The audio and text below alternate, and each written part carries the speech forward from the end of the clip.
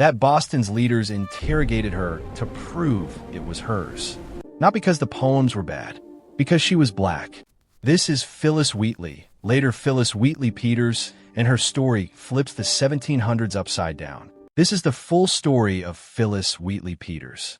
Taken from West Africa, celebrated in London, questioned in Boston, and then almost erased by history. So why do we still talk about her today?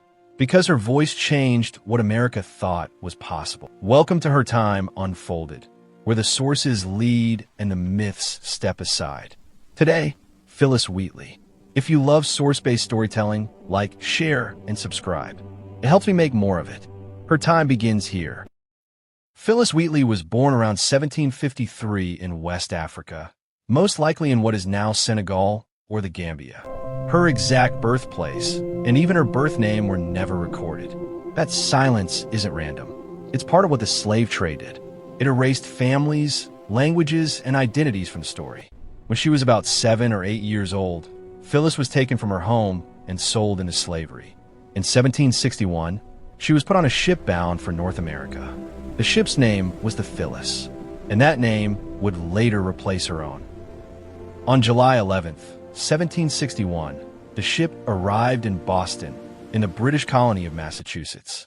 Phillis was purchased by John Wheatley, a tailor, for his wife, Susanna Wheatley. They named her Phillis after the ship that carried her, and gave her the surname Wheatley. This was common at the time. Enslaved people were often renamed, as if they were possessions. But something unexpected happened next. Phillis was small, frail, and often sick. She wasn't sent to hard labor. Instead, she remained in the house. And there, her intelligence revealed itself. The Wheatley's daughter Mary began teaching her to read and write. Their son Nathaniel also helped educate her. What followed was extraordinary. In less than 2 years, Phillis mastered English. By age 12, she was reading Greek and Latin classics, the Bible, and advanced literature. She studied Homer, Virgil, Ovid, Horace, and later writers like John Milton and Alexander Pope.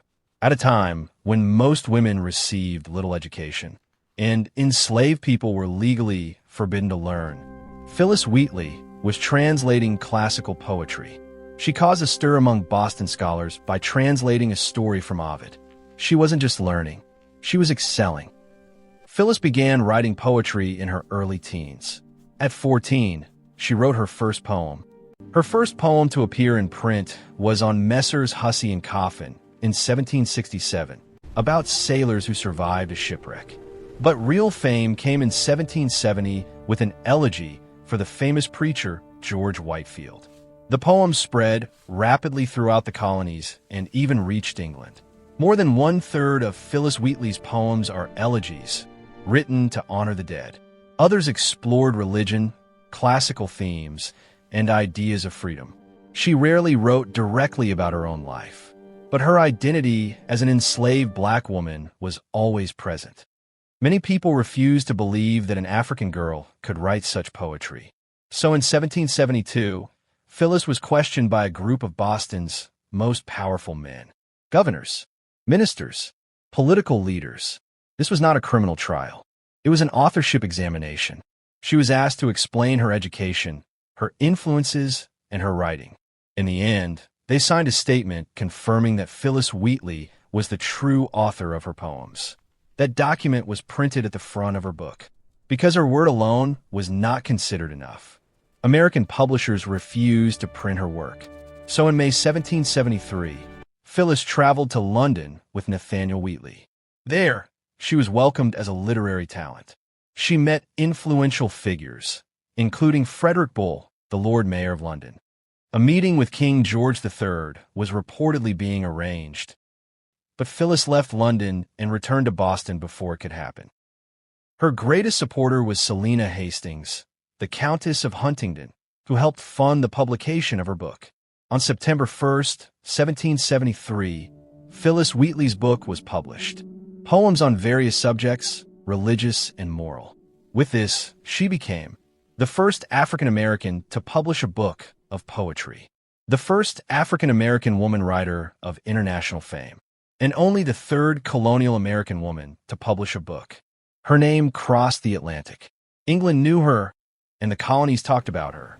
Later in 1773, Phillis sailed back to Boston, called home because Susanna Wheatley was gravely ill. Soon after she returned, Phillis was granted her freedom. Some scholars believe her freedom may have been a condition of returning from England. But freedom did not mean protection. Then the Wheatleys were gone. Susanna died in 1774. John followed in 1778. The support system that once sheltered Phillis collapsed. Phillis supported the American Revolution. In 1775, she wrote a poem praising George Washington. Washington wrote back with admiration and invited her to meet him.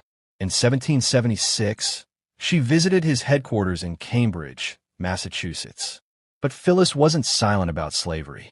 In a powerful 1774 letter to Reverend Samson Occam, she wrote that enslaved people carry the same God-given love of freedom as anyone else.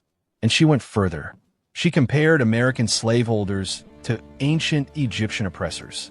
It was one of the clearest early anti-slavery statements by an African American in the 18th century. In 1778, Phillis married John Peters, a free black man. Life grew harder. They struggled financially. They likely had up to 3 children, but none survived infancy. Phillis tried to publish a second book of poems, but she could not find enough supporters. The Revolutionary War, racism, and economic hardship closed every door. John Peters was imprisoned for debt in 1784. Phillis worked as a servant in a boarding house, doing physical labor she had never done before. Phillis Wheatley Peters died on December 5, 1784, in Boston at just 31 years old. She died in poverty. Her final surviving infant died the same day. A woman once celebrated across an ocean was buried in near silence. Phillis Wheatley Peters wrote like an insider. Her poems blend Christian faith, Greek and Roman classics, and a constant pull toward light. Aurora, Apollo, Phoebus, Soul. That polished calm wasn't weakness. It was strategy. She used the language powerful people respected, then used it to challenge what they believed. And what we have today is incomplete. She likely wrote far more than what survived. Most of her work vanished after her death, and we're left with only a fraction of her voice. In her lifetime, people called her the most famous African on the face of the earth. Even Voltaire pointed to her as proof that black genius was real. And George Washington admired her work. Centuries later, her name kept returning. In 2019, a plaque went up in London at 9 Aldgate High Street, marking the site where her book was published. In 2023, the Smithsonian's National Museum of African American History and Culture acquired a major collection tied to her life, including rare material in her own hand. And in January 2026, the USPS honored her with a Black Heritage stamp unveiled at Boston's Old South Meeting House. A woman once forced to prove she could write is now carried across America on letters. Phillis Wheatley Peters lived a short life, but her words outlived chains, doubt, and erasure. If you remember one thing, remember her name, Phillis Wheatley Peters, because history tried to silence her and failed. To support documentaries like this, please like, share, subscribe, and hit the bell. Who should we cover next? Comment below. Thanks for watching.